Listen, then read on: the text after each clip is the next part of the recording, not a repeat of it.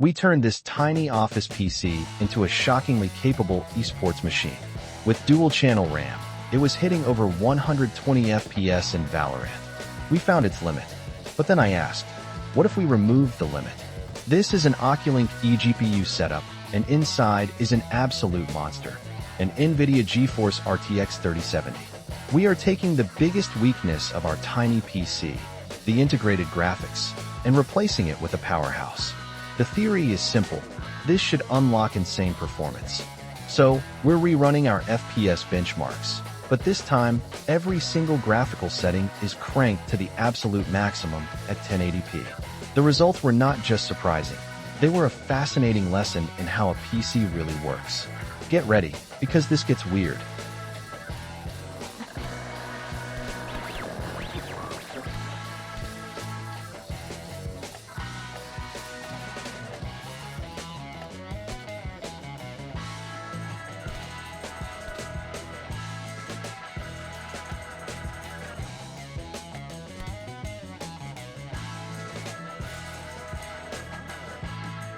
First, let's look at the game that was brought back from the dead in our last test, Metro 2033.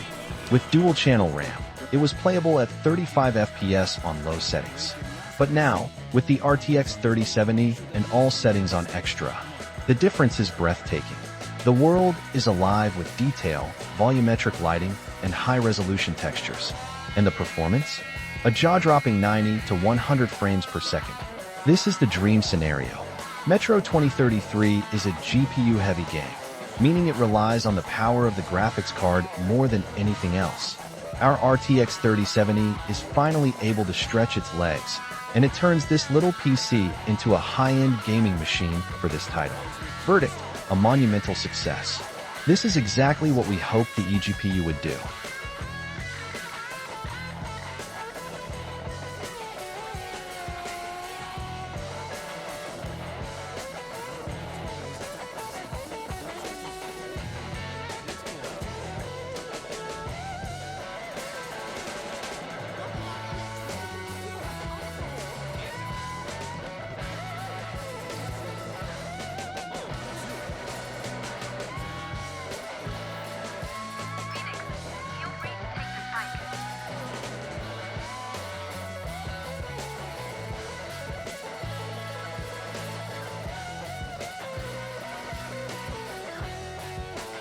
Okay, now for the big one, Valorant. With the APU alone, we were getting an incredible 120 FPS on low settings. The expectation here, with an RTX 3070, is that we should be hitting the frame rate cap, right? We've maxed out all the settings. But look at the frame rate. We're only getting 60 to 70 FPS. Wait, what? That's almost half the performance of the integrated graphics on low settings. How is this possible? The GPU is barely being used, with RAM usage under 2 GB. This is a classic and severe case of a CPU bottleneck. Valorant, like many esports titles, is CPU intensive. It relies on the CPU to process player actions and game logic very quickly. Our powerful RTX 3070 is sitting there, ready to render hundreds of frames per second. But our little Ryzen 2400G CPU simply can't feed it information fast enough. It's completely maxed out, holding the entire system back. It's a fascinating lesson. A powerful GPU is useless if the CPU can't keep up. Verdict: severely CPU bottlenecked. A huge performance loss and a perfect example of why balanced hardware is crucial.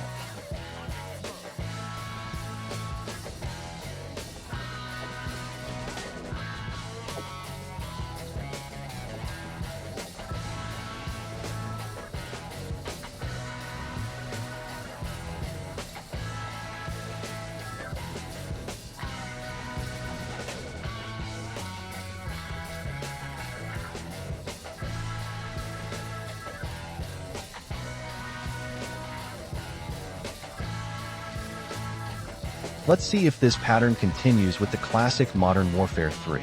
On the APU, we were getting a smooth 85 FPS on low.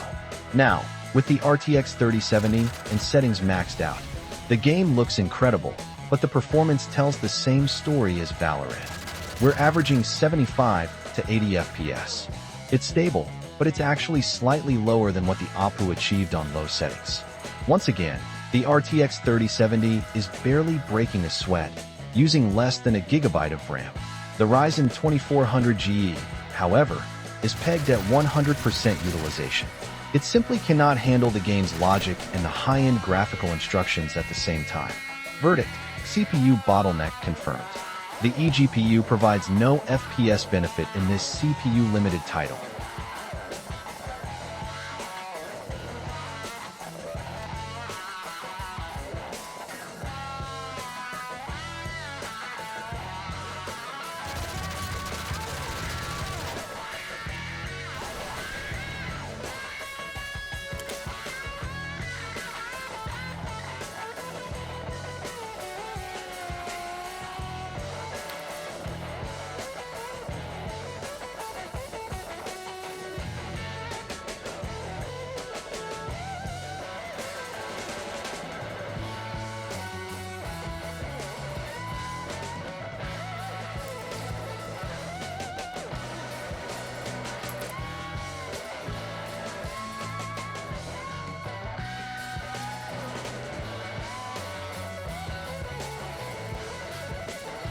Finally, let's look at the two games that were unplayable before, Counter-Strike 2 and PUBG. With the mighty RTX 3070, surely they must be playable now, right? For Counter-Strike 2, absolutely nothing has changed. We are still locked at around 30 FPS, whether the settings are on low or high. The Source 2 engine is incredibly CPU heavy, and our Ryzen 2400Ge is the hard limit. The RTX 3070 has 5 GB of RAM loaded, but it's just waiting on the CPU to tell it what to do. It's a powerful engine stuck in first gear. And for PUBG, it's the same tragic story. The frame rate is still a dismal 16 to 18 FPS. This game's notorious optimization issues and heavy CPU load for tracking 100 players mean our 2400Ge is completely overwhelmed before the GPU even gets a chance to render the scene properly. Verdict: still unplayable. These games have fundamental CPU or engine limitations that a powerful GPU cannot fix.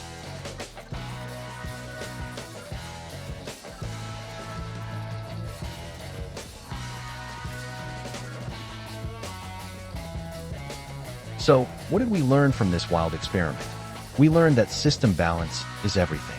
Adding a high-end eGPU to a low-end CPU creates a massive bottleneck, where the CPU's inability to keep up holds back the entire system.